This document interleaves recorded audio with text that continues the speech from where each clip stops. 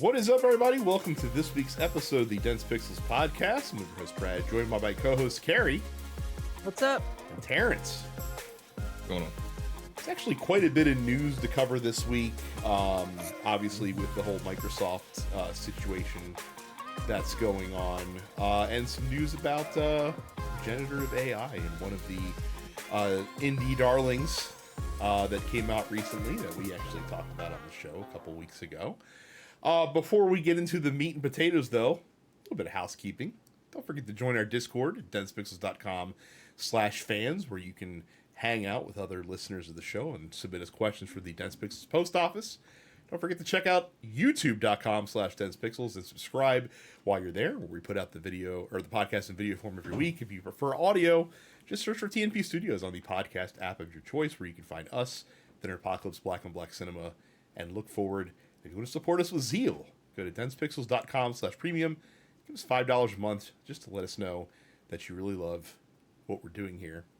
And as a point of personal privilege, if I can, I'm going to plug a new venture for me. I'm going to start doing a newsletter because I've been wanting to write for a while, and I've, as anyone who's listened to the show for a long time knows, that I have a lot of other niche interests that I really enjoy talking about.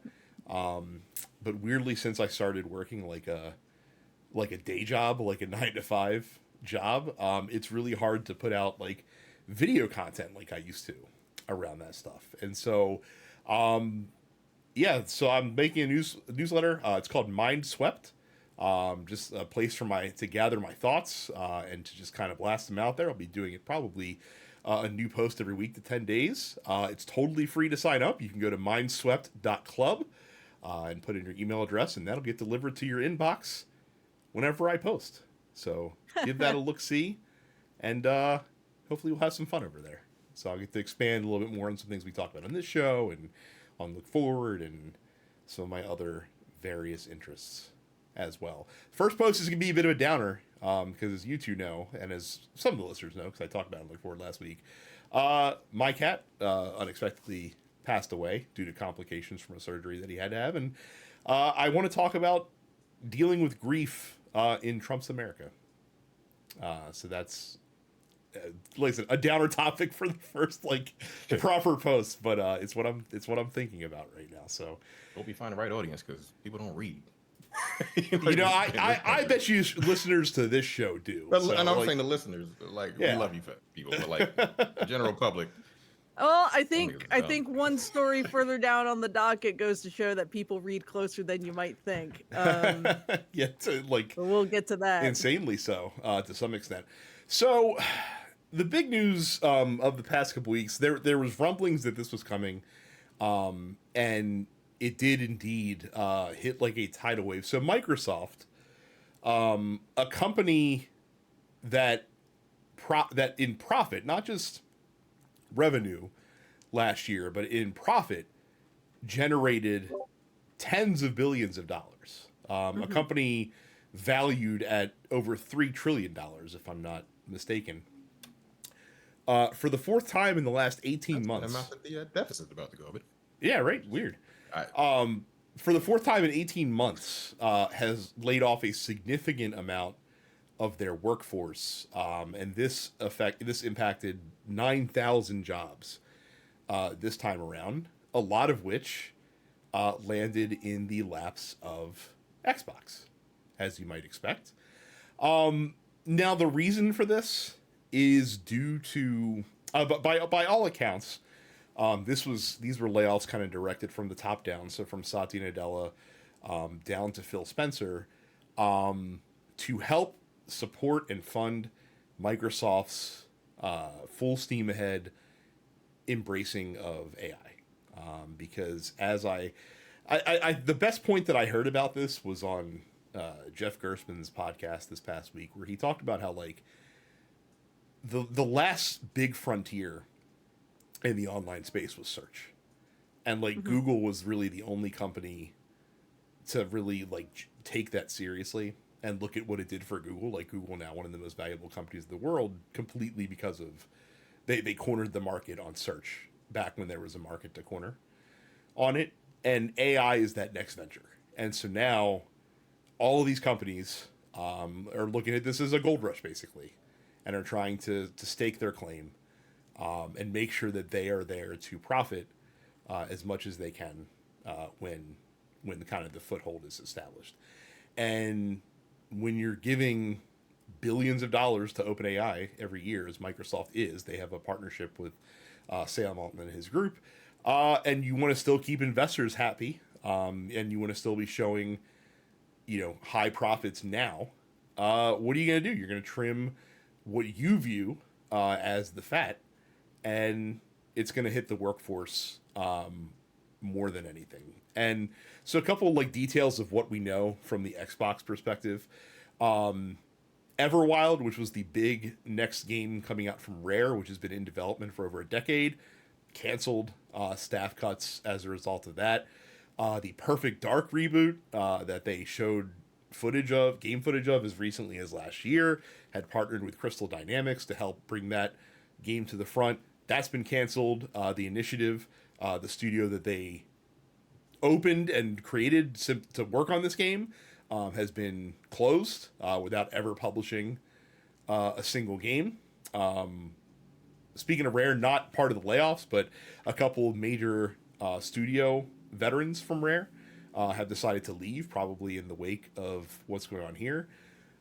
Even King is not immune from this. They laid off 200 people at King, Crush, right? Who makes Candy Crush, who was the real reason that Microsoft wanted to acquire Activision. Everyone's like, oh, it's Call of Duty. Well, actually, no, it's Candy Crush. Candy Crush makes, much more than Call of Duty does on an annual basis. ZeniMax Online Studios was working on a new MMO, had been in development for a while. Apparently was so good that Phil Spencer could not stop playing it whenever he was shown new prototypes of what they were working on. Well, that's been canceled, and a lot of people laid off at ZeniMax Online. A lot of people I know personally, people that I've had relationships with in the past, because of course they're partially stationed up here in Hunt Valley. I have a friend of mine that works at fucking ZeniMax. Yeah. Yeah. Not too far away. Turn 10, who's the developer of the Forza Motorsport franchise, literally lost half of their staff. So that's insane. Right. Yeah. I mean, again, been with them since the beginning, bro. Right. I mean, you think about the tentpole Xbox franchises. It's Halo. It's Gears of War, and it's Forza. Those are the original three. So Forza Motorsport is basically dead. As they've kind of shifted towards Forza Horizon being the tentpole product in the Forza series. A former Turn 10 developer put online that he says, basically Forza Motorsport's dead. The staff they have will be able to maintain the most recent game, but that's probably about it. Romero Games, who wasn't even a part of Microsoft, they were contracted by Microsoft to work on a new game, had that project canceled. There's been a lot of misinformation going on about Romero Games. They actually clarified earlier today what's going on there. So basically they're trying to shop that title to any publisher that will pick them up. If not, then they'll have to make significant cuts at that studio. Even though, again, they're not directly owned by Microsoft, it's still kind of, you have that trickle down effect as you kind of go through the stuff. And and there's more. Those are probably the big ones that people probably heard about. And then this was compounded by Phil Spencer in the wake of these layoffs, posting an internal email that of course got leaked out to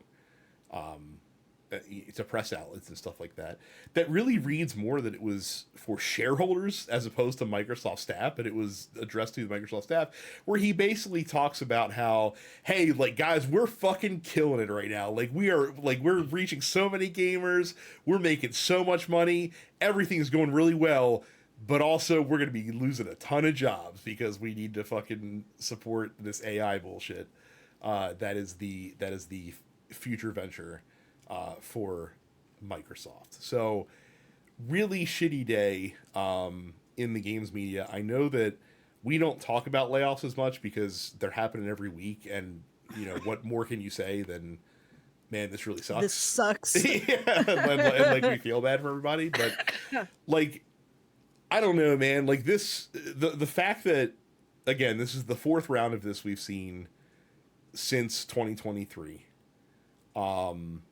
These are massive cuts, like 9,000 people. I think I think I heard it's like 4% of Microsoft's entire footprint. And for Xbox specifically, like this is the culmination of this project that started in 2018, where they realized like, holy shit, like we fucked up by trying to be the everything. You know, the Xbox One was like the entertainment box. Like we wanted to be the centerpiece in your living room. That was the wrong direction. Phil Spencer comes in. He's like, look, we need to get back to focusing on games. They start hoovering up studios left and right, like notable studios that you've heard of. They put out some good. Yeah, there's been some good games, but the cadence I think has been slower. Which one? I mean, like stuff that Double Fine has put out has been pretty good. Obsidian. Well, the latest Psychonauts 3D game was apparently great if you're into those sort of things, but not a big seller, obviously. Obsidian is basically putting the Microsoft games division on their back, and trucking them along, which is kind of crazy to see. And there's been some other decent things here there, but the problem is that Microsoft also became the Game Pass company, right? And which I actually love.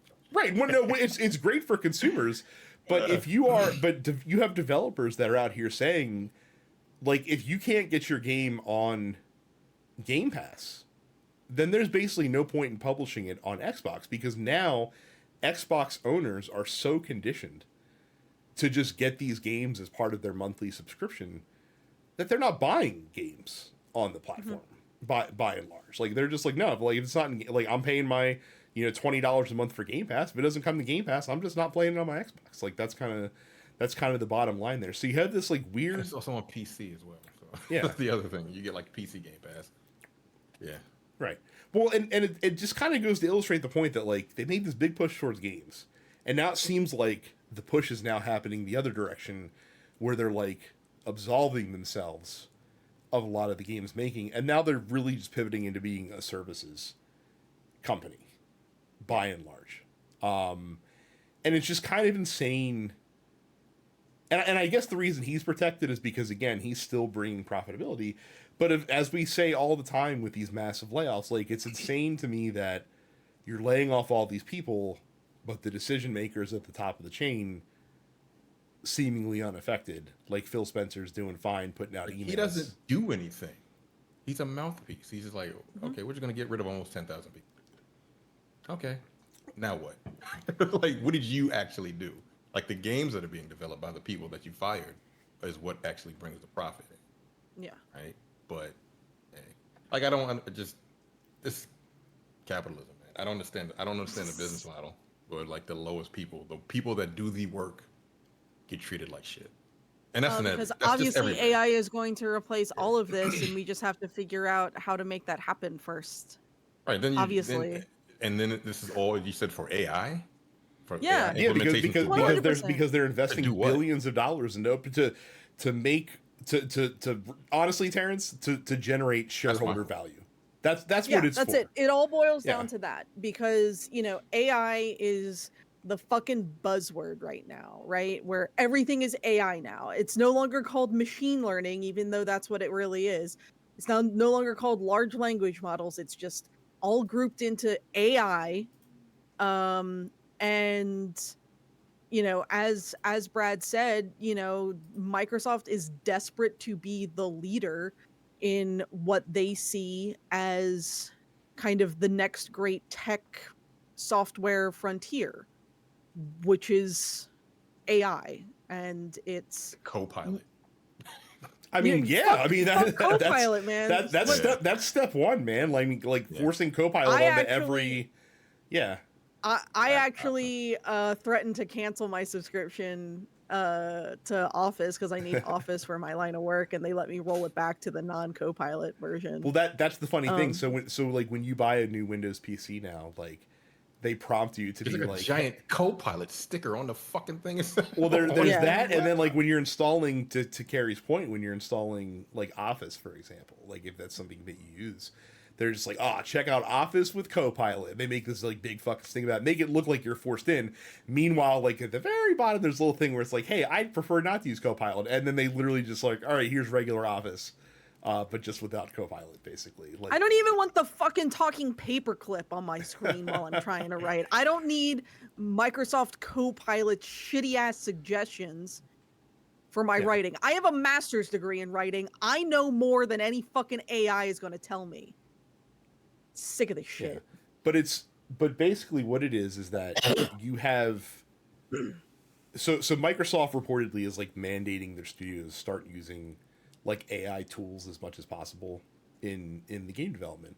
And it's about basically getting I'm pretty sure the end goal of all of this, if you're like a tech CEO that's like, oh, like AI is going to revolutionize our business, is to be able to have AI essentially do the work of redundancy in things that you used to hire people for, right? So you can do the same amount of output with less heads, because obviously labor is the most controllable expense, and they think that they're going to end up at the same quality level of products, or that it's not going to cause the people that are still there more work. But it always fucking does, because these systems are not up to snuff at this point to be able to reliably count on them to kind of save these man hours that they're trying to save. But ultimately it just boils down to being able to spend less money to develop games, but hopefully still sell the same amount of games, so that you're just generating more bottom line profit.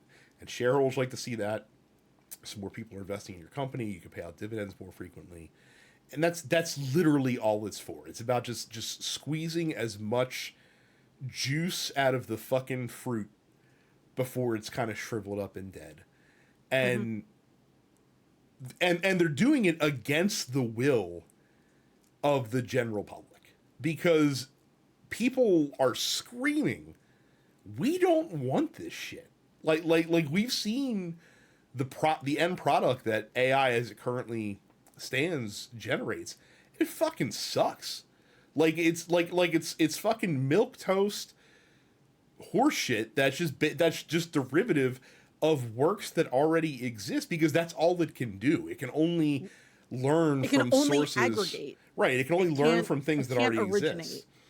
And that's but again, companies don't give a shit, because they're just like, well, if people are going to buy it anyway, fuck it. And it's interesting because it's created a lane now where you can be a game developer, or companies in various industries, but we're talking about games here, where you can be a game developer and like stand on your soapbox and proudly state, hey, we don't use AI, and it'll get more interest in your product, because so many game developers are trending towards, you know, a little bit here, a little bit there, like leaning on those tools a little bit more. And there's levels, right? You know what I mean? Like if you're going to use like AI as like a fucking copy editor for something, and something that we'll never see in game, is that lame? Yeah, yes. it still sucks. It still sucks. But we're not gonna see it. But if you start using it to generate art and promotional materials, and to handle translations, and we're going to get into it a little bit more when we talk about the alters later in the show. Like when you start doing that shit, like it's going to be noticed, and people are going to call you out on it.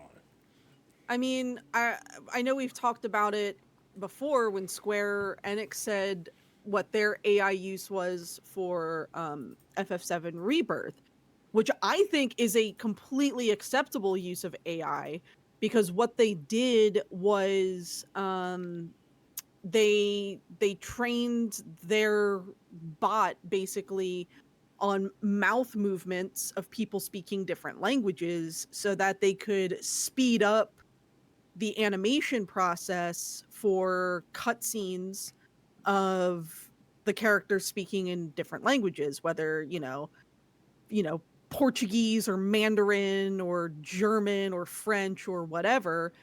You know, and ultimately it speeds up a process, but it's not replacing anything. It's making the animator's job easier by saying, okay, cool, you know, look at all of these videos of these people speaking French, and then, you know, apply those mouth movements to, you know, this spoken word, basically. And I think those kind of applications are fair. but they're also, they're feeding their own machine, they're feeding their own proprietary software, very specific information for a very specific purpose, rather than some fuck ass bullshit like Chat GPT, which is just skimmed hundreds of thousands of copyrighted works without consent, and people treat it like it's, like it's Google, unfortunately. And now we live in the society we live in today. 60% of the time it works every time. Like that's the motto that they're rocking with.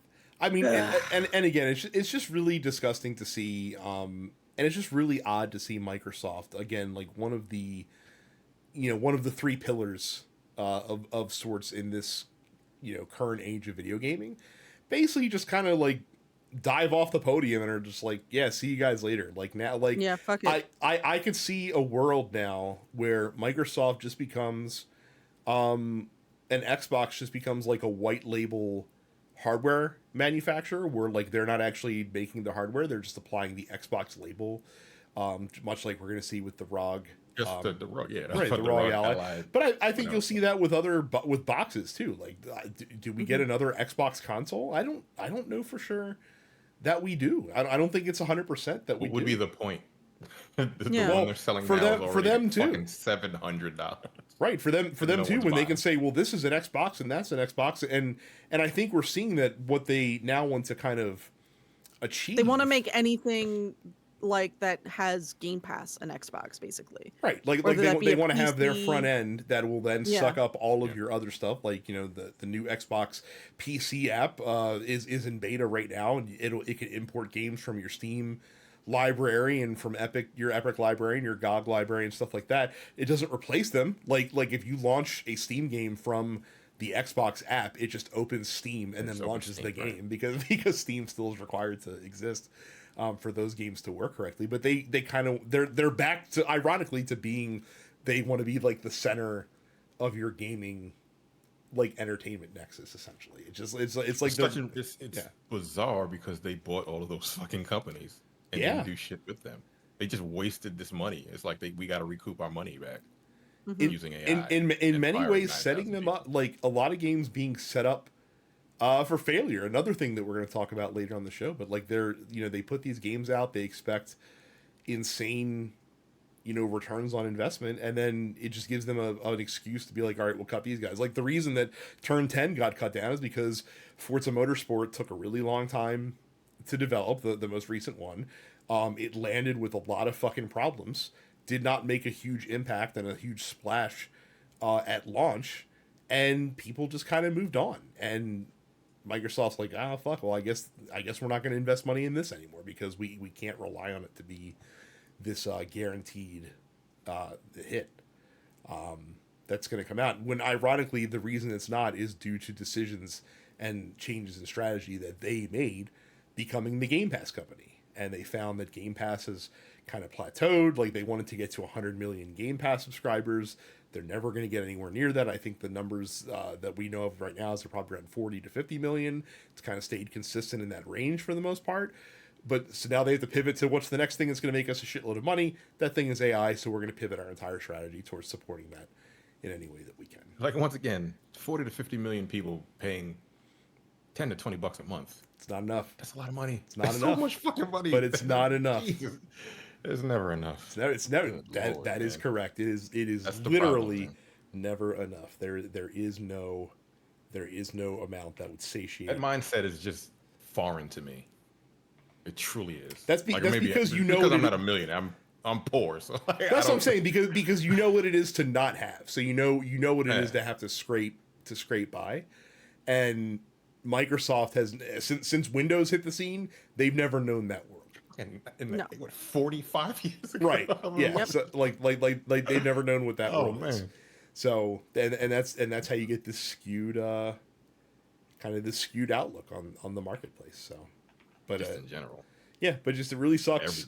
Game industry is going to lose a ton of talent because of these layoffs, and and now every Microsoft studio. Talent. Right. Well, even more, and now they're gonna try to find, like they're all gonna go indie.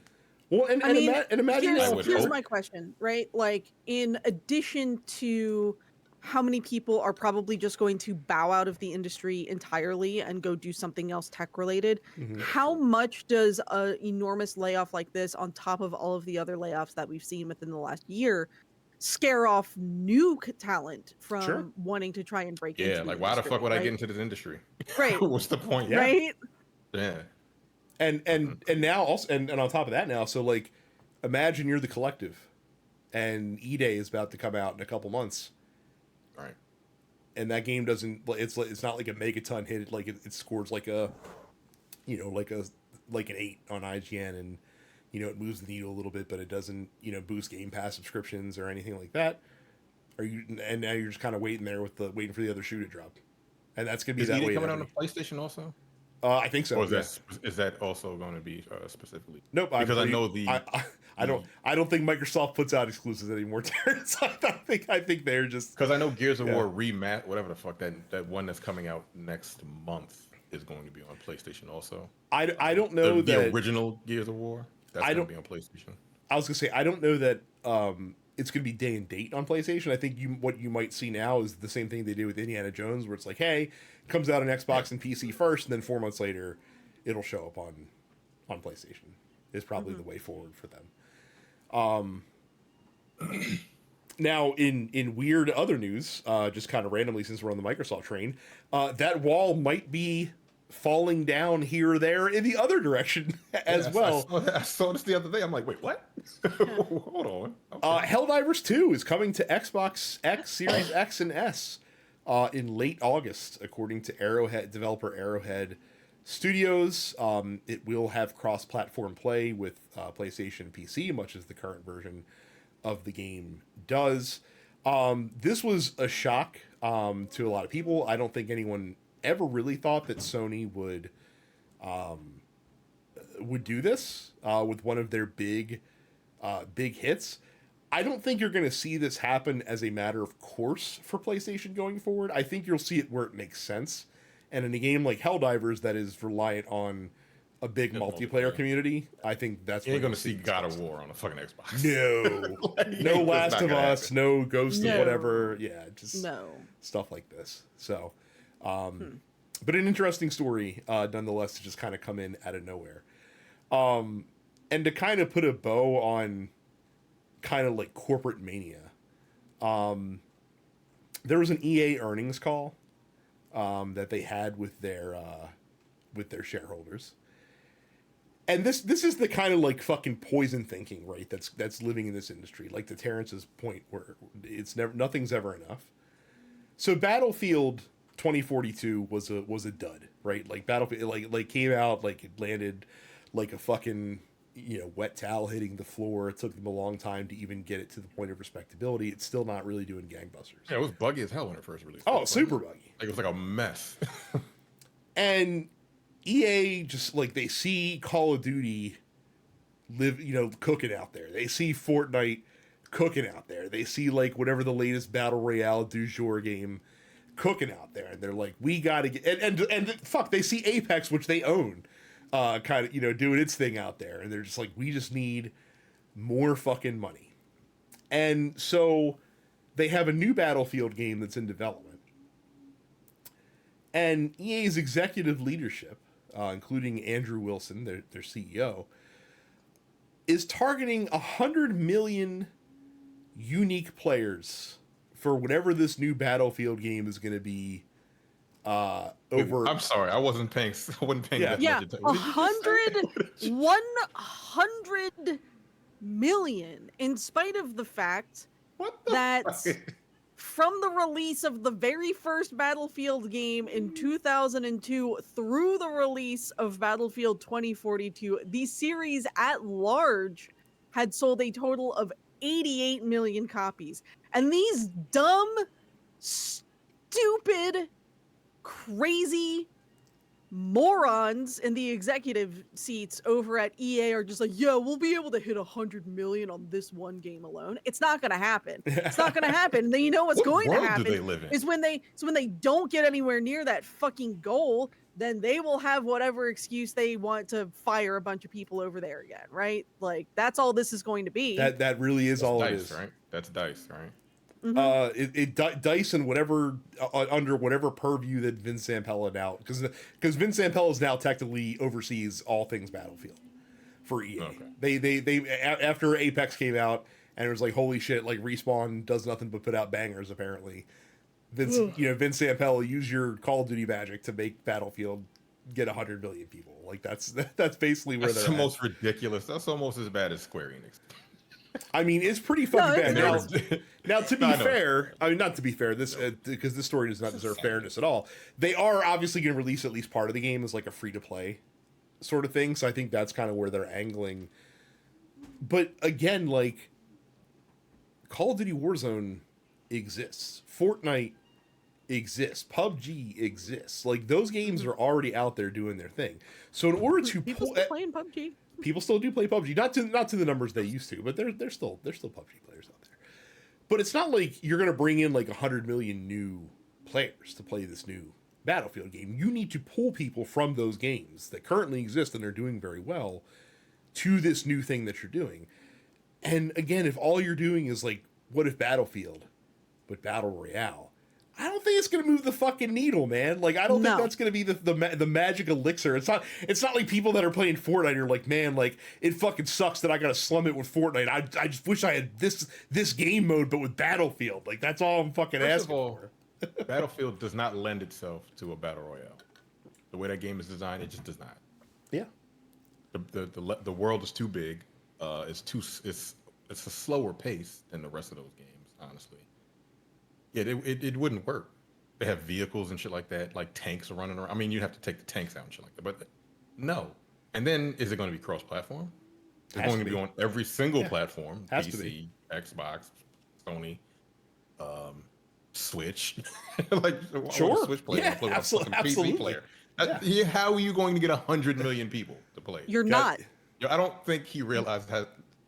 But again, it's not about actually achieving the success. It's about selling a bill of goods to your shareholders to gain investment, and then when you fail, because you will, to Carrie's point, you said, "Oh, this studio, they didn't come through. Out of here. Get the fuck out of here. Like you guys couldn't deliver." Meanwhile, Andrew Wilson, like it was a big story in the news a couple weeks ago, pocketing like a fucking not even his base salary, right? But just like a $5 million bonus for how good EA is doing for the shareholders. Hey, Andrew Wilson, here's $5 million just because you're making us so much money. And through what games? FIFA. FC? Even with EAFC being down compared to prior years, still bringing in obscene amounts of money. Apex, despite being down, still bringing in obscene amounts of money. You know, all that shit. And they're just like, here's his money. And Stephen Totillo on his website put out like a bar graph of Andrew Wilson's salary compared to like the median EA employees' salary, right? But he put it in like actual like scale. So like when you get to like at the top of the page is like, here's Andrew Wilson, and you literally have to like scroll and scroll and scroll and scroll down the y-axis, right? To get to, but it demonstrates the point effectively, right? We're just like, holy shit, like this guy makes so much more money than the rank and file. And, you know, I get it. You know, CEOs are, you know, in charge of determining company strategy, and decisions they make have a huge impact on shareholders because and they're ultimately what keeps your company in the good, in the public eye, and, you know, from fair or unfair as it may be. So I understand why CEOs make the shitload of money. It still doesn't make it right. It still doesn't make it make sense. And it even makes less sense when, again, these are the decisions that a CEO is making. You're purposely setting your company up to fail, and you're just doing it under the guise to get more people to invest, and then you fire people when to protect that investment when it doesn't pan out. Because the only thing that shareholders like seeing more than massive revenue is cutting the bottom line, so that the profit margin stays the same. That's really all it's about. So, Yeah. and we've been talking about this the past couple weeks, and it's just dispiriting. And it's why, as we talked about, like the real like the real passion in gaming is happening in the indie space, right? It's happening where people are actually developing it, not to make oodles and oodles of money, but for the love of the game, and to just try to carve out a living for themselves. But the irony is that, you know, if you have an indie studio that hits gangbusters, what's going to happen? Down the road, you're going to get picked up by a big fucking publisher, and now you're part of the machine. At what point, as an indie developer, you'd be like, "I'm good." Depends. I know you need that money. I know that fucking giant paycheck is incredibly fucking.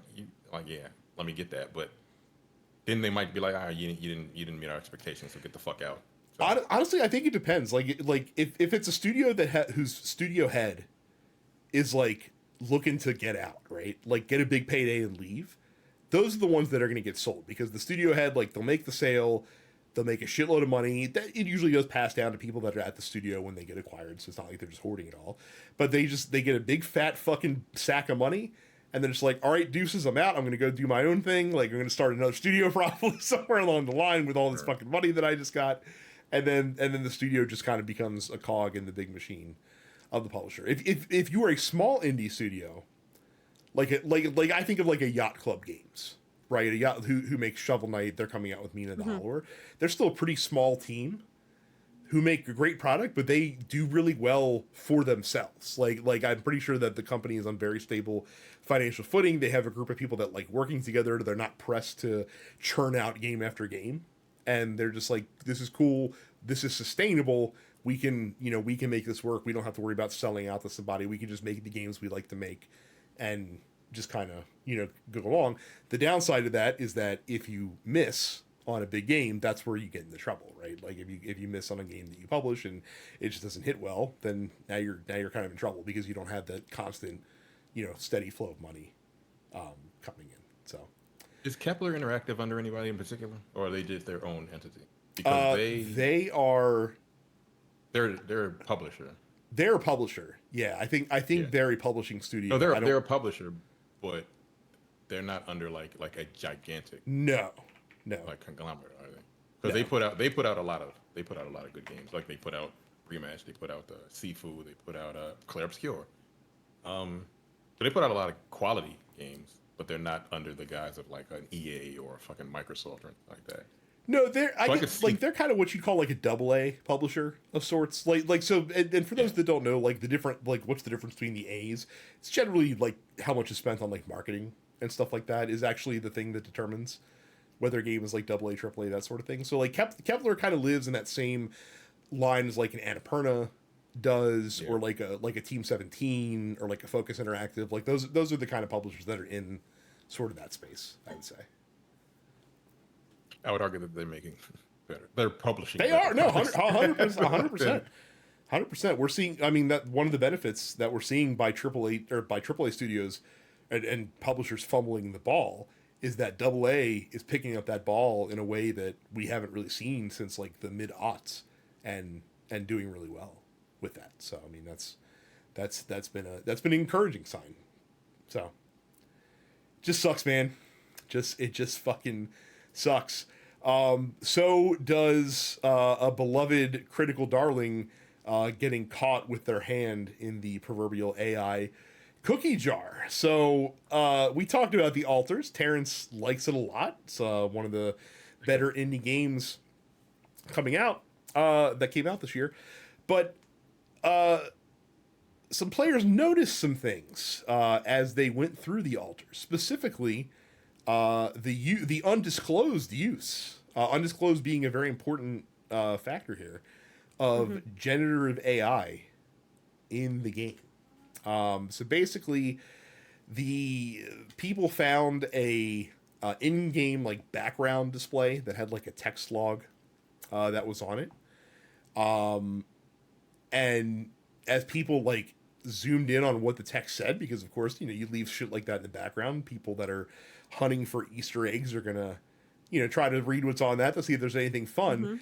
And on that text prompt is a phrase that said, "Sure, here's a revised version focusing purely on scientific and astronomical data, as if the prompt was just literally fed into ChatGPT ChatGPT. without editing the beginning part.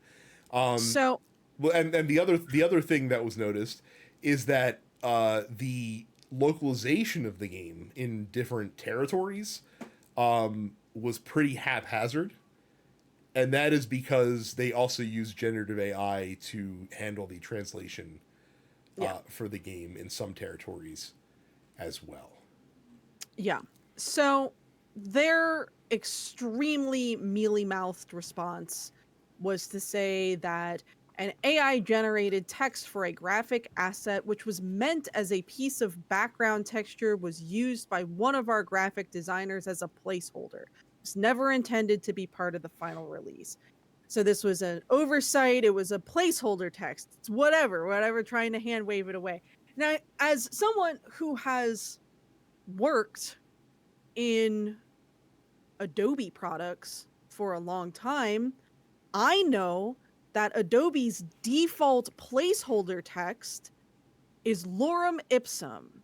And if you don't know what lorem ipsum is, it is essentially the default placeholder text in graphic design, in publishing, in web development, in any of this. It is essentially nonsense Latin, though it is derived from an old text by Cicero.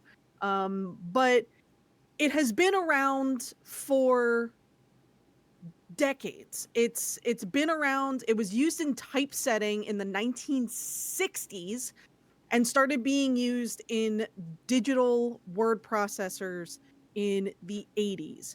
So I don't buy it for one fucking second that this was ever meant as a placeholder when lorem ipsum exists and has existed. They're only saying it was a placeholder because they got fucking caught. Now they're trying to hand wave it away as a placeholder.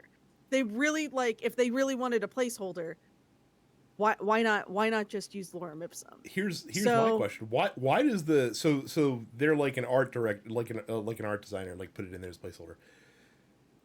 Why do the game developers need a placeholder of flavor text that's happening in the background? What purpose would that serve? Like, you could just put a big yellow screen in the background that's just like, hey, like this is just placeholder text.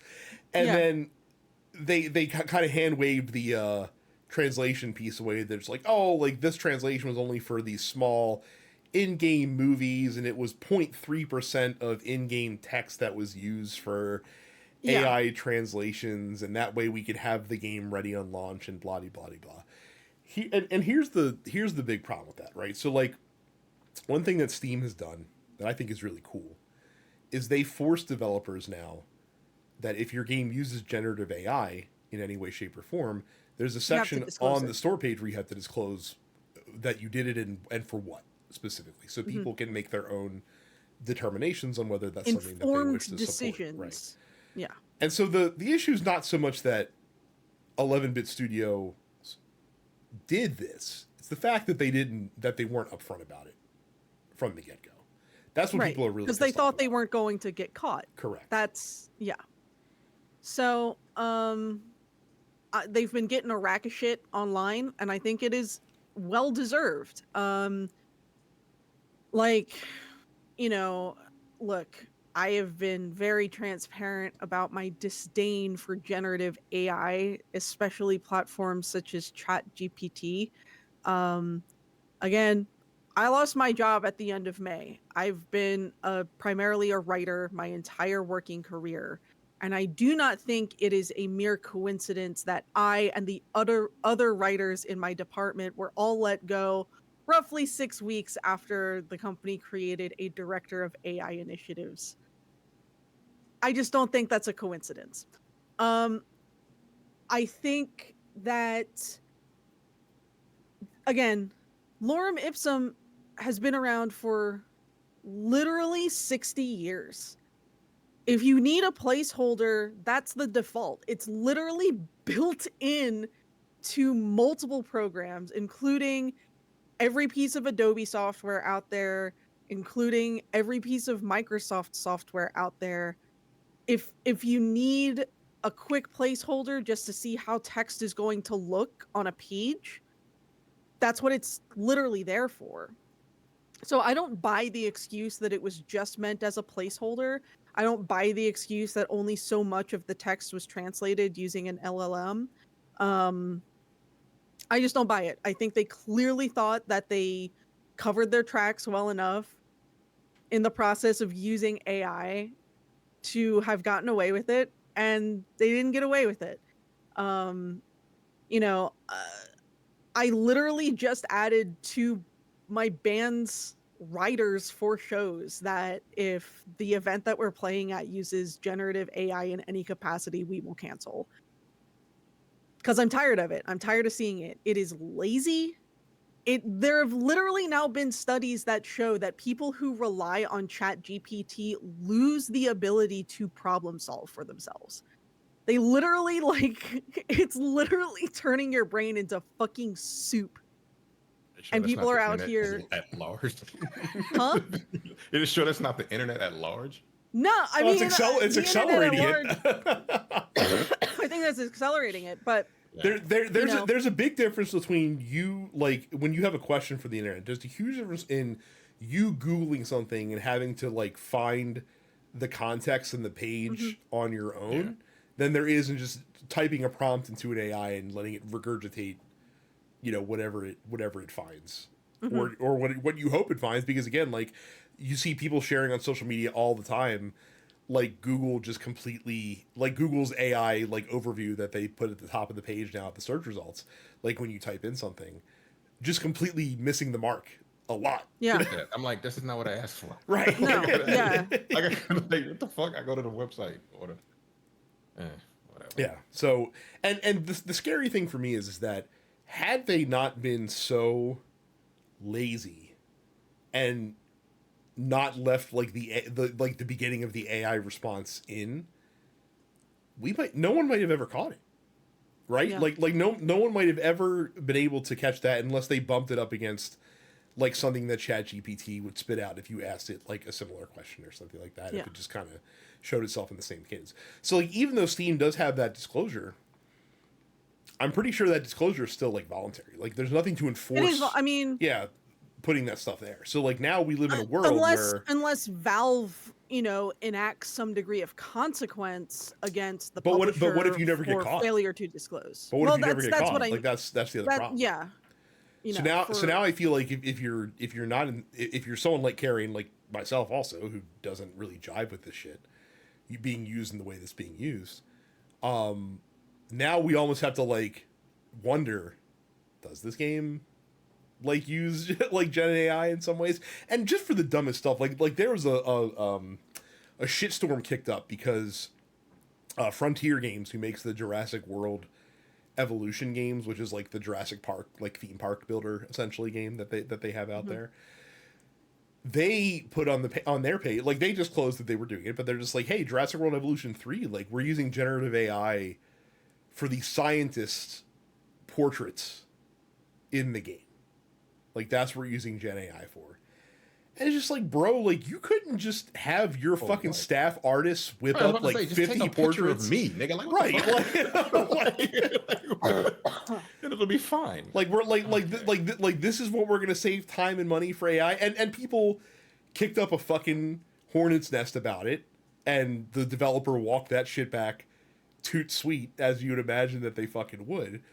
And that's what it's gonna take, man. Like it's gonna take people, like it's gonna take people developers being forward about this shit, and players loudly telling them we do not want this in our games.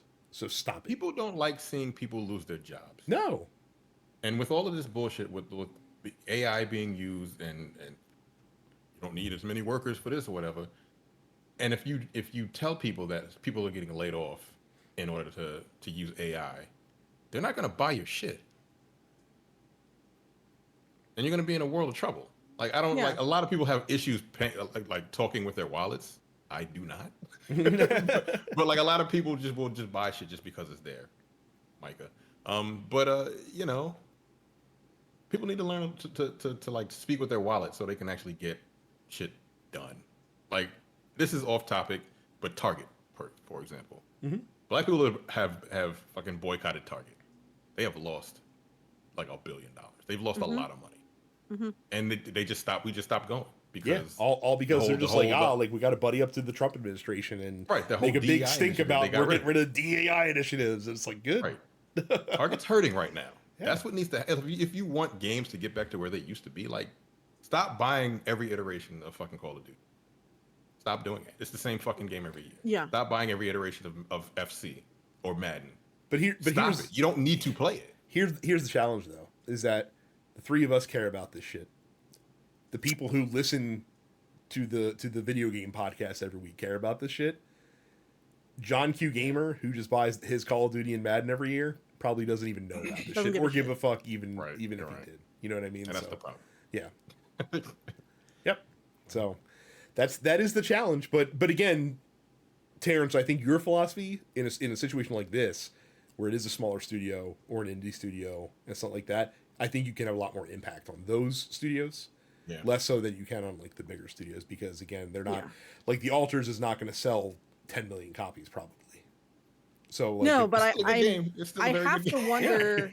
I have to wonder how many people requested refunds once this news broke. I mean, it is just one of these things of like a newer studio like that, like to come out with something that up until this point was being perceived as kind of like this year's indie darling in some fashion. Yeah. And, or for me, someone who hadn't bought it yet, but you know, I'm intrigued by it, and Terrence's review of it, you know, certainly did nothing but pique my interest more. And now this kind of pours a bucket of cold water on some of that excitement. Yeah, that you did this stuff. So it's hard from my perspective. It's hard for a company to basically rebuild that trust after they have blatantly, lied to their target audience. Yeah, I don't know. It's so easy.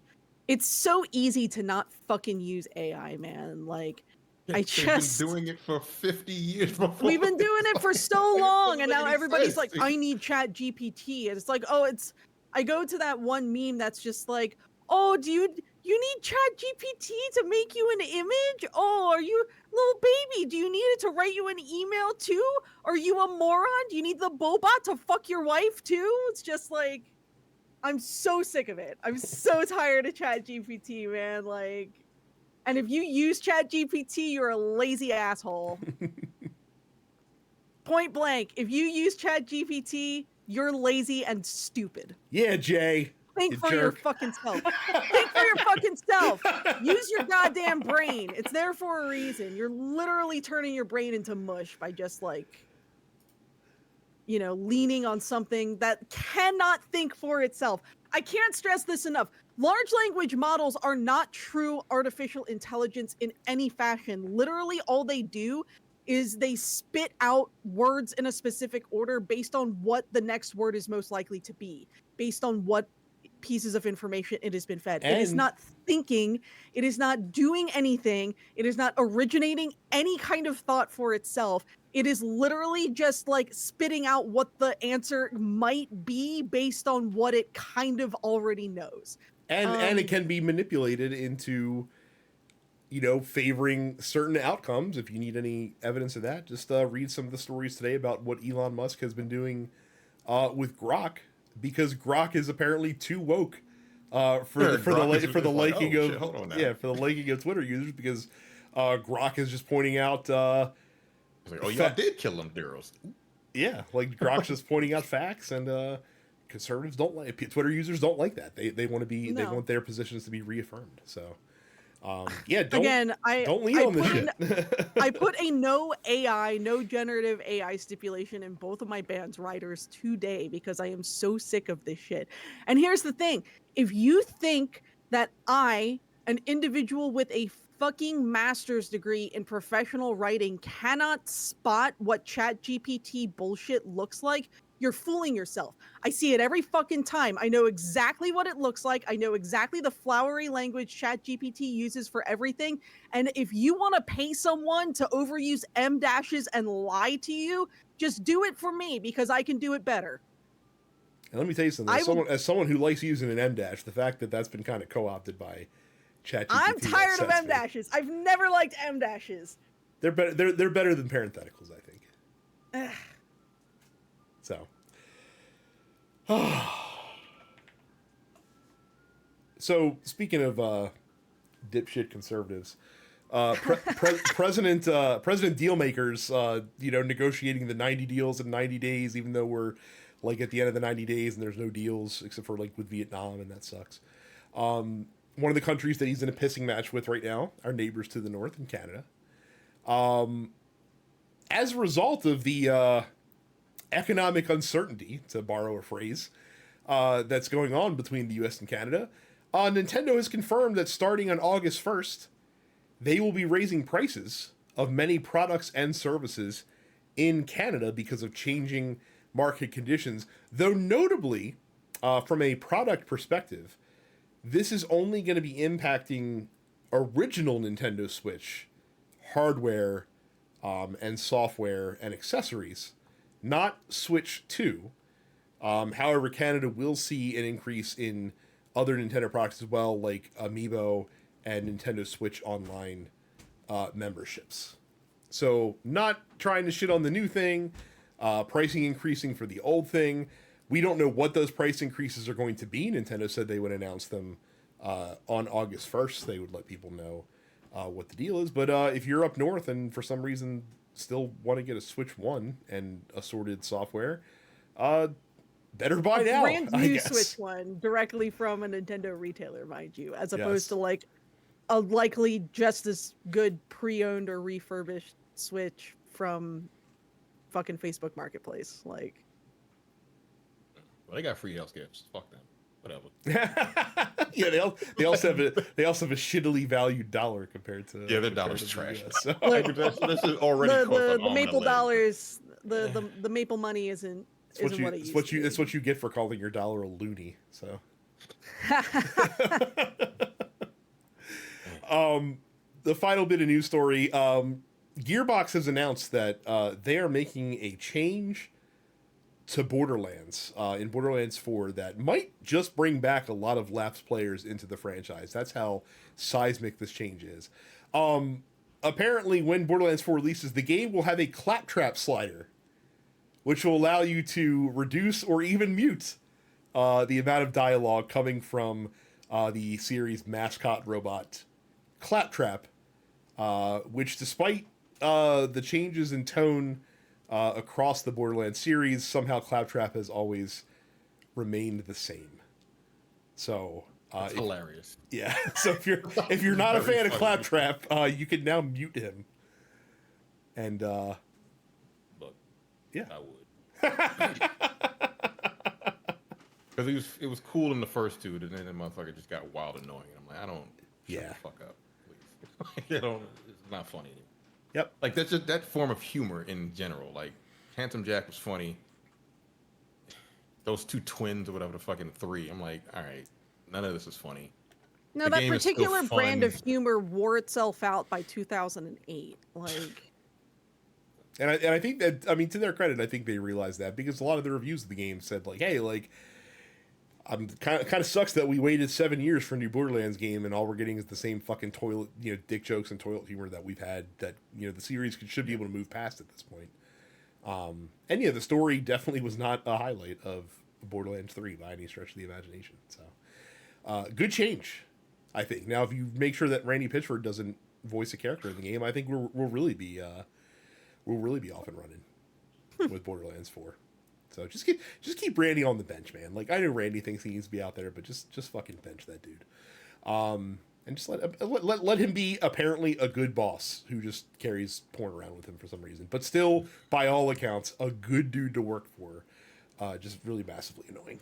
So, just a quick detour into games. The game that I've been playing a lot. So, City Builders and me have it's weird, right? Like, I find stuff that, a lot of City Builders where, I like certain aspects, but there's some aspects of the game that I really don't like, so I have to kind of like push on past those aspects. Like in Anno, for example, like I like the production chain gameplay of the Anno series. I don't necessarily need like a narrative, like a fully scripted dialogue narrative in my city builder game. Like that's not really what I'm here for. But Anno has that in spades.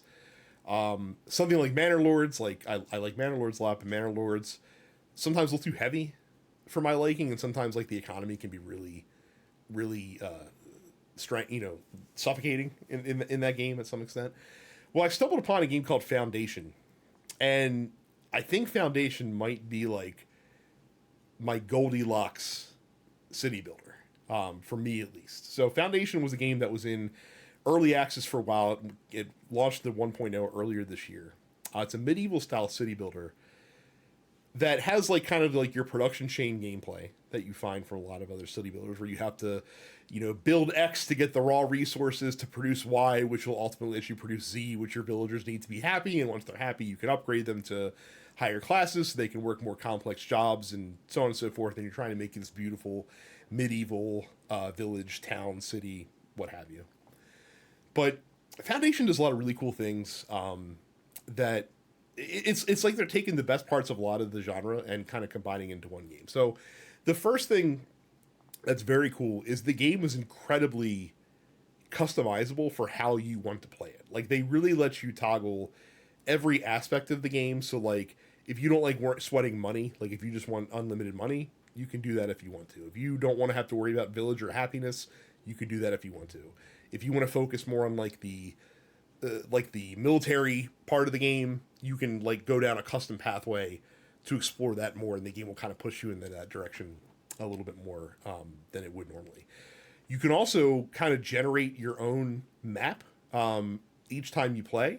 So like if you want to play on a map that has like a lot of lakes and rivers, like you can do that, and there's a slider for that. You can determine like how hilly do you want the terrain to be, how much cliffside do you want? Do you want to be coastal? Do you want to be in the hills, stuff like that, and so it gives you a lot of replayability there.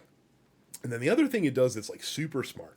Typically in most city builder games, the thing that you have to place most repetitively are like your residences, usually like the houses where your people live, and like when you're building like your farms, like generating the fields for those and stuff like that.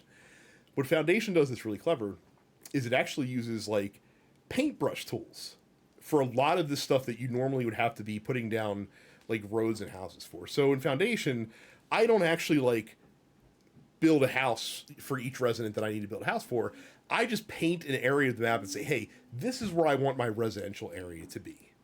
And as people come into town, they will just automatically build their houses only in that area. And roads are automatically created based on the paths that the villagers are actually using to get around the village. Like the roads just kind of naturally happen, and you can kind of manipulate that by putting down like fencing and stuff like that, so you can kind of make the villagers go where do you want them to go.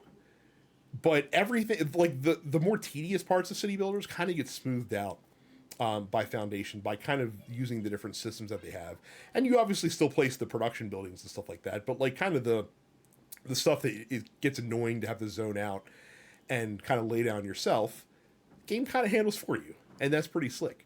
The other thing that they do that's pretty cool is they have these monument buildings. So like your manor house is the first one where like you live, and then they have like a church that you can get later, and like a tavern. And not only can you kind of customize these buildings by building on individual pieces, but you can actually grow them over time by adding like new features to them. And instead of placing a new building, you're just kind of expanding on the initial one and making it like this huge centerpiece of your town. And it gives you a lot of different options and choices to kind of go with that. I've lost a lot of time to this one so far. This is another one of those games where like I played for like 6 hours and I learned all sorts of new like optimization strategies that I didn't know the first time through. So I fucking scrapped everything and started over and, and kind of rebuilt from the ground floor. I guess city builders are like my version of Micah in character creation suites in games where he'll like spend an inarduous amount of time building up a character and then just scrapping it 2 hours later because like he doesn't like how it looks when you actually get into the game world, that kind of thing. I hate that. I do the same thing. I don't blame you. 45 minutes to an hour. But that's me with my town. That's me with my town. So like instead, like I have these residential zones like they're just kind of intermingled throughout, and I was like, no, this is bullshit. I want this to be the residential area. I want this to be like the workman like production area where like the stone cutter is and like the lumber yards sit. I want this area to be like the farm area, and so like you sit there and you can plot it out really well, and it just makes it easy to do. So Foundation's very cool. Add it to the pile of city builders that I like a lot. It still kind of slows down mid game, like all city builders kind of tend to do. I think that's just an unfortunate side effect of that genre. The early game is always the best version. And Terrence, like we were talking earlier, because you said you played Against the Storm, which I've talked about on this show. That's why I like Against the Storm so much, is because Against the Storm is just like, here's the early game, and then here's the early game again, and then here's the early game again. it's always the early game. Right, it's the best part of city builders over and over again, essentially. So I saw a YouTube video. He's like, this might be the best city building game of all time. Right, because it's always the beginning of it. Right, because as soon as you get to the point where you don't have to touch the city for 10 minutes and you just have to kind of let it do its thing to generate resources, the level's over and you go to the next territory. So, but yeah, Foundation, good in my opinion. Carrie, you want to talk about GDQ or SGDQ in this case? Yes, Summer Games Done Quick is happening this week. It runs through Saturday night, July 12th. Already off to a fun start. I watched some of the Roller Coaster Tycoon run this morning. That was wild. As someone who played a lot of Roller Coaster Tycoon as a kid. But if you're unfamiliar, Games Done Quick is a semi-annual speedrunning marathon for charity. They also have some spin-off events such as Frame Fatales. The summer edition of GDQ goes directly to help Doctors Without Borders, which is a fantastic charity that does a lot of wonderful work around the world. So they've needed more than ever now. Yeah, my God, we really do. But lots of really fun speedruns. I'm personally looking forward to finishing this podcast so that I can immediately watch the Legend of Zelda Link's Awakening DX run, any percent, no out of bounds. Lots of fun stuff planned for later in the week, such as Mario Kart Super Circuit, Majora's Mask, Sonic Adventure 2, Castlevania Rondo of Blood, a Maria-only run. I'm curious about that. There's the... they used to call it the awful block. Now they call it the silly block. So that's usually a late night block of games. That's all kind of nonsense. So that's going to feature Shaq Fu, Pocket Bike Racer, Hercules, The Legendary Journeys, Emergency Call Ambulance, Skate Horse, Sega Marine Fishing, a bunch of other very silly games.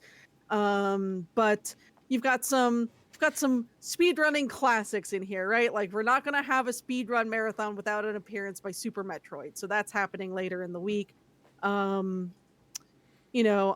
Mega Man 3 should be fun. That's a co-op any percent. I don't know how that's going to work. Sonic Heroes, I'm excited for. I think the one that I'm really, really looking out for is Monster Hunter Wilds, which will feature both a lockout bingo competition as well as a 4-player Apex showcase. So lots of fun stuff. And then the finale game is Deltarune Chapter 1 and 2.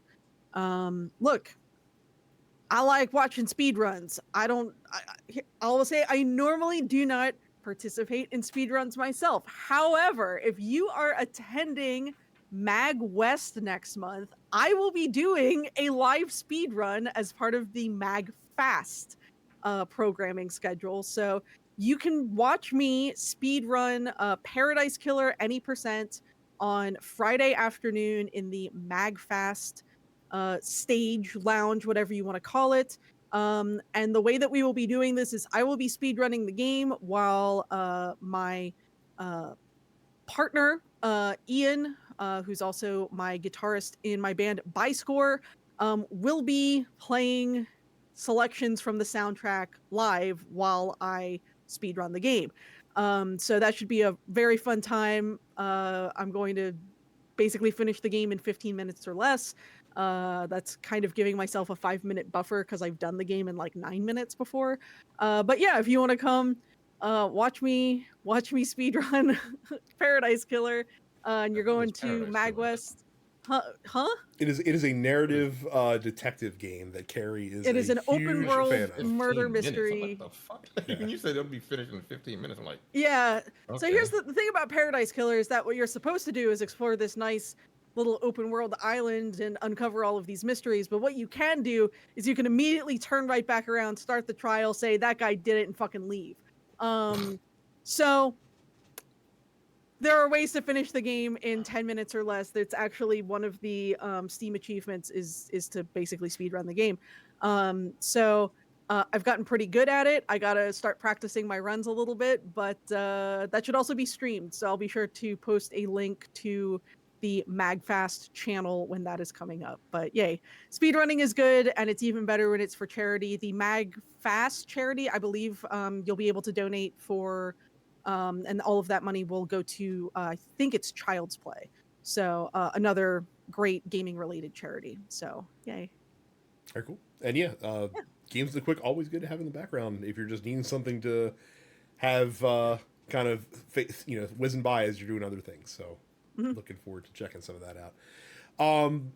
Let's take it then to the post office, where if you are in our Discord, denspixels.com/fans, you can ask us questions that we will answer on the show every single week, just like Mark did, where he asks probably a silly question, especially for those of us of a certain age. Have you ever left a game for so long that you have to restart it because you've basically forgotten how to play the entire game? Yeah, all the time.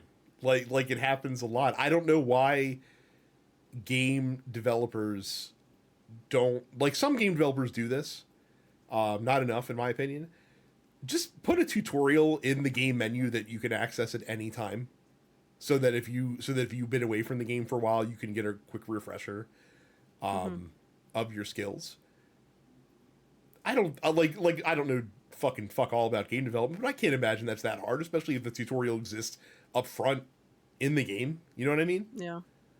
So honestly, there was one, it might have been like the DS era of Pokemon, but some of those games would basically tell you like what the most recent like 3 or 4 things you did before saving your game were, which I thought was nice. Yeah, that's another thing in big RPGs or single player games. Like, yeah, a story so far recap would also be. Can I get a last time on fucking Dragon Quest? Hey, Metal Gear recap? Solid. Metal Gear Solid did it way back in 1998. Whenever you came in and loaded your save game, they're just like, hey, here's what basically happened right before you saved, and it was very handy. Because my brain is mush and I can't remember big story beats as well as I used to. Yeah. I think recently Dragon Age Inquisition, because I hadn't played in 10 years. that was a very long chunk of time. But it happens a lot. Yeah. And he also asks, are there any musicians or groups you'd want to see take on a game score that you haven't seen yet? I figured this is like micro-targeted at Carrie. Me. No, I'm lying. I'm actually... You're doing that. I am working on a game. I am working on a game right now. Enters early access late next month. I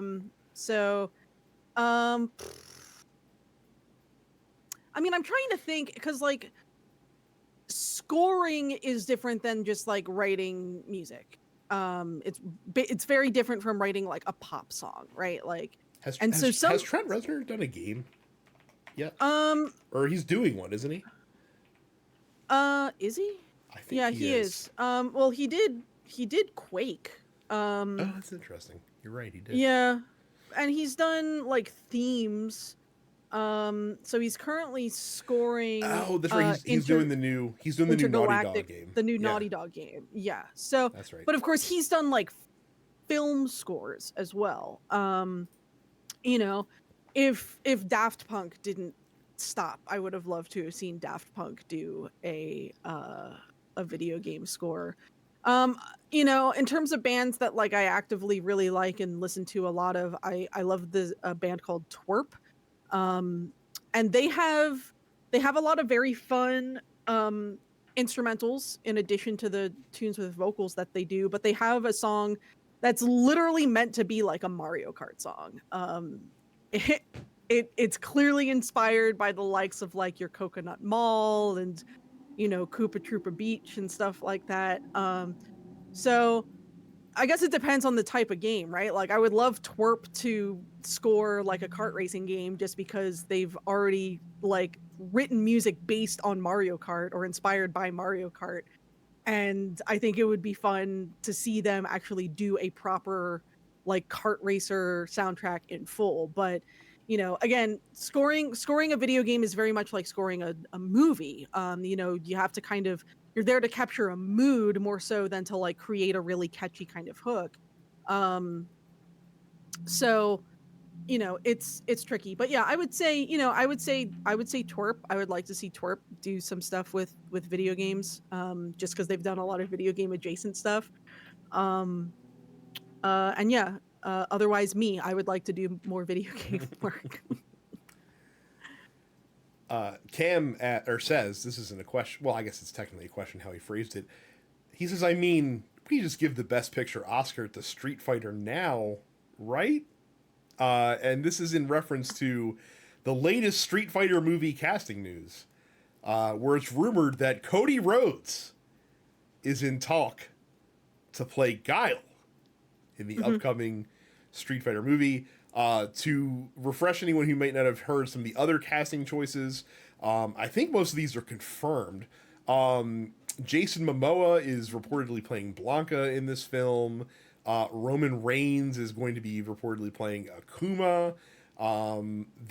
50 Cent was announced as playing Balrog and got a heavy endorsement from Grand L. Bush, the last actor to play Balrog on film. I'm sure he really cared about that. And the one bit of casting that I think is actually really good, David Dalmakian, I think is how the last name is pronounced. Dashmalkin, whatever it is. He's been cast to play M. Bison, which I think could work pretty well. This movie's going to be fucking terrible. But it's going to be terrible in an interesting way. It's gonna be. It's not gonna be 1992 terrible in a good way. I don't know, man. Like I think awful. You can, if they lean into the campiness of it, I think it can still be really fun. Like, are they purposefully doing this? Because this casting is outrageous. It is outrageous. They're not taking this movie serious. But that Cody Rhodes would rock the flat top. He would do the flat top. He would do the flat top. Cody. If this is true, like, he wouldn't even have to cover his tattoo. He could just leave that shit. Yeah, rocking. He'd just be like, "Fuck it, I'm got it." Yeah, America, fuck yeah. All right. So they're just not taking the movie serious. Is basically what they're saying. You don't think a movie that's casting Roman Reigns as Akuma is not taking it seriously, Terrence? Is that your stated opinion? Look, I don't know what's wilder, crazy, right? Like, fucking 50 Cent as Balrog or motherfucking Orville Peck as Vega. Like, I don't even know who that guy is. I heard he's a musician. Orville Peck is a gay cowboy yeehaw man who does like musicals. I think he's done what fucking musical was he in? Cabaret? I don't know. My sister likes Orville Peck a lot. So here's the thing: if he ends up being cast as Vega, then maybe that means my sister will actually come do a video game related thing with me for the first time in 35 fucking years. So that would be fun. Personally, I think if we're casting wrestlers as Street Fighter characters, then Rusev needs to be cast as Zangief. Yep, that would be great. Why not? Now this does go against the recent Hollywood trend of not just using actors of whatever nationality to play characters that are of specific nationalities. I think Samoa Joe could make a great E Honda if you're not worried about casting a Japanese person as E Honda. Even though I think you probably should cast a Japanese person as E Honda if you're going to have him in the movie. But I think Samoa Joe could rock that shit pretty hard. I'm looking at this Orville Peck individial. He's always wearing a fucking mask. Is that why they picked him? There you go. That's probably why. That's probably why. That makes a lot of sense. I also heard someone suggest that, like, hey, if we're gonna do wrestlers, like, just let Kenny Omega be Ken. And yeah, why not just let Kenny Omega be Ken? Just do it. Just do it. It'll be great. This movie's gonna be terrible. Yeah. Look, that being But, like, said, there's been a I trend will of see it. like movies turning that have been actually very like video games turning into movies that's been good in the last couple of years. They're just going to fall right back into fucking in line, aren't they? I can't believe that you're not approaching the Street Fighter movie with the utmost faith and confidence in your heart. Capcom is signing off on this shit. Oh yeah, they don't care. Mhm. They don't give a shit. Okay.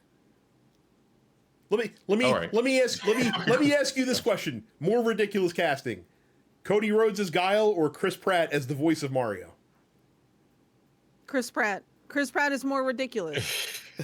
Chris Pratt is I more watched it, ridiculous. And I actually, think, you know what? I feel like the difference is like, even if Cody Rhodes sucks in this role, which he almost certainly will, he at least Well, he is is an actor though. What? I mean, like, he's an actor, but like he's actually a big fucking dork who plays a lot of video games. And I feel like, unlike Chris Pratt, Cody Rhodes would be able to bring a level of enthusiasm to the role that I don't think Chris Pratt did. Like, Chris Pratt was a perfectly cromulent voice of Mario, but you know, I feel like when we're getting into live action territory, you really need someone who's like actually going to like get the source material, and I do think that that is a point in Cody Rhodes' favor. If only Captain Lou Albano was still alive, that would have taken care of that problem right there for the Mario Brothers movie. What we could have had. Johnny asks, thoughts, if any, on this whole stop killing games movement. Look, I'd not heard it's been around. Well, yeah, so for those that don't know what it is, I had not heard a lot about it until quite recently, actually. But this was a online petition started by a YouTuber that's specifically targeted at the EU because apparently they have a law over there that if you basically get a certain number of signatures on a petition about a specific issue, it does force the EU Parliament to debate on it.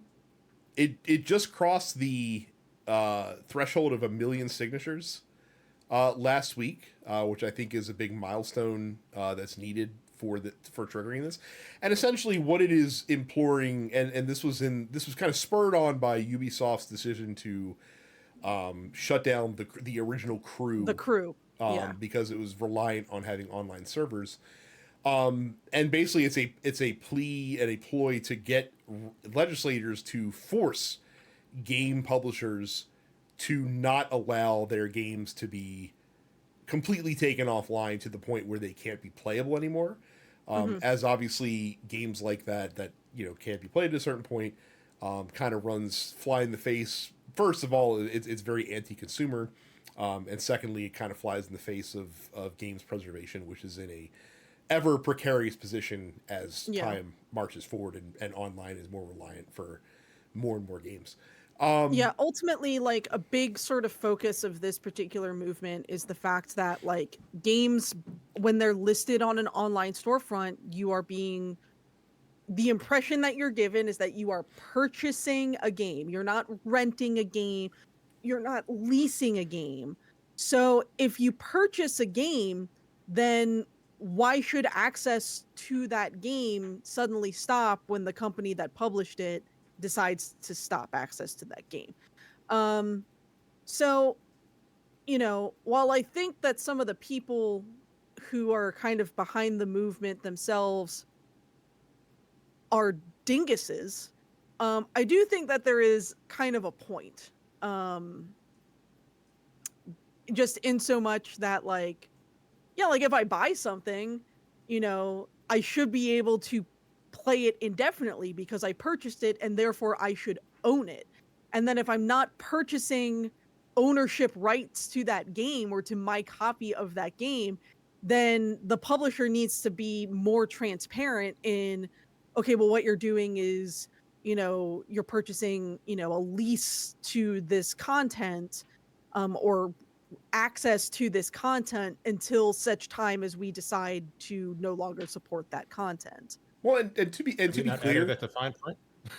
To be clear, that is what publishers are doing. Like when you're buying a game, like if you actually read the terms of service and the EULA, that it literally does say like, hey, you are not you don't own this. You're purchasing a license to use this product, and that license can be revoked at any time for any reason, essentially. And the purpose of this movement is to get that language ripped out of the EULA, where the publisher can revoke access and kind of force them, hey, like if you want to make an online game that's relying on online connection, that's cool, but you have to be able to sunset it to an offline mode of some kind when you don't want to support that game, through having active servers anymore, because I bought this and I should be able to continue playing it even past the point of what you think is obsolescence.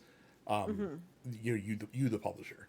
So look, if it does well, and if it enacts change, that's great, and you only have to change it in one region for something like this to impact change for all, because it's not like they're gonna turn off, keep the servers on in Europe but not in other parts of the world and stuff like that. Like if you're gonna do it, you're gonna do it.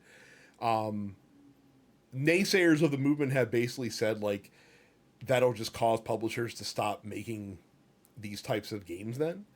To which I say, okay, good. Like if you're not gonna good, if you're not gonna support it long term, then bully for us. Like it's kind of insane. For like looking at stuff like multiverses, for example, and I guess you can still play that in like a very siloed offline mode still, but like the fact that that game can, for all intents and purposes, doesn't exist anymore is like kind of fucking wild. So yeah, I think it's ultimately a good thing, and if it, like I said, if it gets changed to happen, then all the better for us as consumers.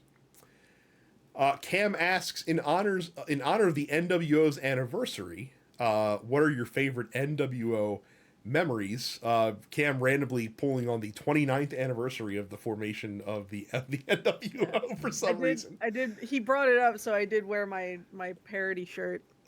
So, my favorite NWO moment is probably when Kurt Hennig turned on the Four Horsemen during the War Games match to join the NWO and slam Ric Flair's head into the cage door. Essentially, like that's probably the one that sticks out for me, because most of my other fond NWO memories are of the NWO getting their shit handed to them, as opposed to like coming out with the upper hand. I don't have any. I didn't like. The NWO was cool, right? They changed it. They literally changed the face of wrestling. But probably when they first arrived, when Kevin Nash and Scott Hall first arrived, but they weren't the NWO at that point. Right, they were the outsiders. They were just the outsiders. Yeah, like you know who we are, but you don't know why I'm here. That's all I remember. Yeah, shockingly, the introduction of Hulk Hogan actually made it less cool for a little while. Yeah, I was like, Hogan. Here's the thing. I don't fucking like Hogan. I've never liked that. No. So when they made him, when he was like the third man, I'm like, oh, okay. It was a big fucking deal at the time. No, it was like you had to be there. You had to be there. I was there. Yeah. No, I'm not saying you. I'm saying for people. For people that don't realize how big of a deal that was. Oh, so he's a heel now, and now he's just dyeing his beard black. Get the fuck out of here! Like, no, I don't like you. I hate it. I've always hated your guts, but that's neither here nor all of the best NWO moments all center around Kevin Nash's involvement in some way, shape, or form. I feel like he's secretly like the core. The thing that made it all work, essentially. Turned out he and fucking Scott Hall. Cool dudes. Look, I don't remember a lot of old NWO moments because I was a baby. But I would say like the one that like really stands out to me is when they beat the piss out of Rey Mysterio at Disney World. Oh yeah, and lawn darted him in the side of the trailer. Was that I think also the fact that it was at Disney in particular is really kind of what like makes that stand out. Was that also the same? Was that also the same? I wonder if that was the same show where the famous Hulk Hogan spray paint NI meme comes from.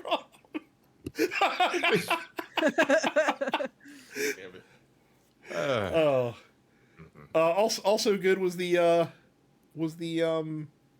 The Kevin Nash making fun of the Four Horsemen tribute when they did that skit in the ring as well with the terrible prosthetic makeup that he had, shit like that. So all good shit. Yeah, the NWO, like I said, it was definitely a moment in time, but they immediately ruined it by just kind of like Hulk Hogan held the title and just did forever because at the end, like that was the real dawn of the fucking, you know, fuck finish run in era where like Hogan would always have the title on the line, always be set to lose it, and then here comes the NWO to just blow up the match and cause a big fucking problem. So they just ran that shit into the fucking ground. Yep. NW the Wolfpack, NW Red and Black, NW like original. I'm like, all right, y'all doing too much. I mean, we still have the Latino World Order. It's not the same. It's not the real LWO. and that was the thing. Like it did partially through WCW's fault and partially not through WCW's fault because other wrestling promotions kind of picked up that ball and ran with it. It kind of got beaten to the ground. Like ECW had the Blue World Order with like the Blue Meanie and Stevie Richards and shit like that. And, you know, like you had the LWO back then as well. And that was the whole fucking thing. So like, it just kind of even Japanese wrestling. They did. They had the Japanese NWO or NWO Japan as it was called. Yeah, they did. So yeah. Everybody wanted a piece. No. Everyone did want a piece. And then Vince Russo came in and that fucking ruined Oh, it. And then man. you had the ill-fated NWO revival in WWE. Yeah, that was terrible. That was terrible. It was bad. It was bad from tip to tail. I feel like Vince did that on purpose Probably. to fuck them over. Probably. I But believe in yet them it still 10 years persisted. prior. Like even longer past that. Like they kicked out Hogan, and like remember they brought in like Shawn Michaels, and then they brought in Booker T, and then they did a racism on Booker T and kicked him out of the group, and you know all that other shit. So Booker T was really hard done for those first couple of years at WWE. Yeah. Not because he was like, but he had to get himself over, and he did. And he did. But yeah, With he had to a work for that ridiculous gimmick that he performed with gusto, and it fucking worked. shit. Booker. Yeah. It fucking worked. So, Duke, Terrence, the last question. Terrence, I'm so glad you're here because it would have been really awkward for me and Carrie to have to Brad discuss might this No, by we cannot. ourselves. Duke asked, who's going to tell Jacob Fatu to chill out because apparently he thinks that he has a hall pass to use the N-word. Look, Jacob, I understand you from the Bay Area, whatever the fuck you ain't black. Like Samoans ain't black. Like I don't think anybody in your family, like, well, you know, The Rock technically his father was black, but he goes back and forth as far as what he wants his heritage to be every once in a while. But the rest of them, nah. But it depends on what's marketably advantageous. Right? Nah. Like the thing about Jacob Fatu, like, nah. I would say something. We gonna beat me up? Be like, come on, bro, you can't. Nah. Like the Usos, for example. You know, like they get by. The fucked up thing about the WWE or wrestling in general, right, is that the Usos are like very black coded, stereotypically black coded. They got grills and all this other shit, and like, but they don't let like the black wrestler get that shit off, except for maybe like the Street Profits.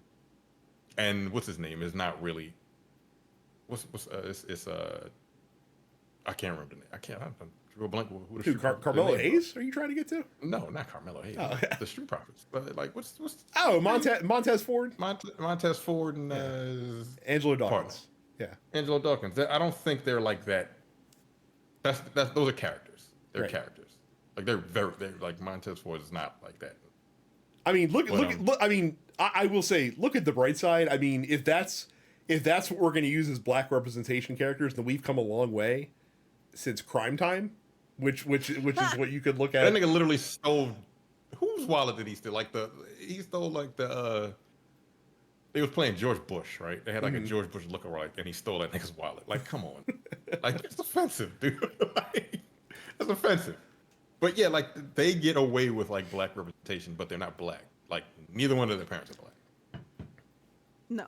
It's just kind of like, all right, man. Like, why do they get to do that? But like you have, you know, black wrestlers that you just kind of overlook.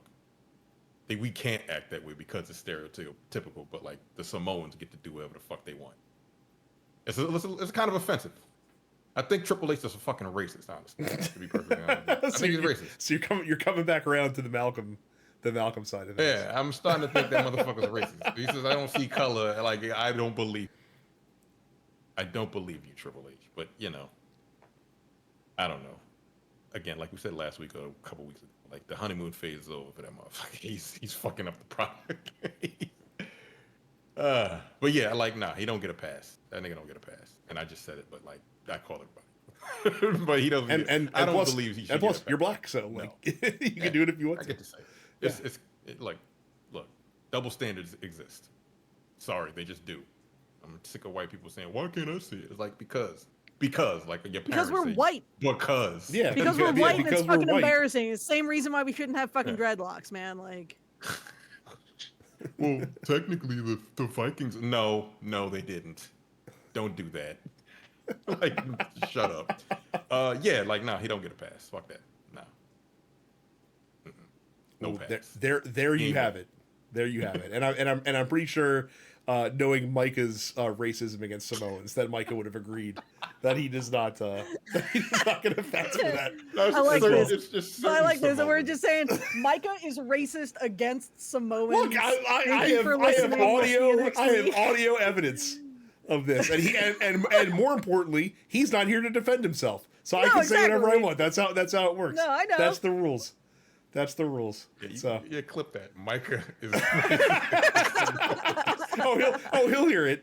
He'll hear it. He's gonna listen. I know he will. So he'll hear it at the end. He's gonna come back next week and be like, "Man, what are you guys saying this shit for?" That's We'll his, be like, that's his treat for listening to the end. Is he gets to hear himself slandered. He gets.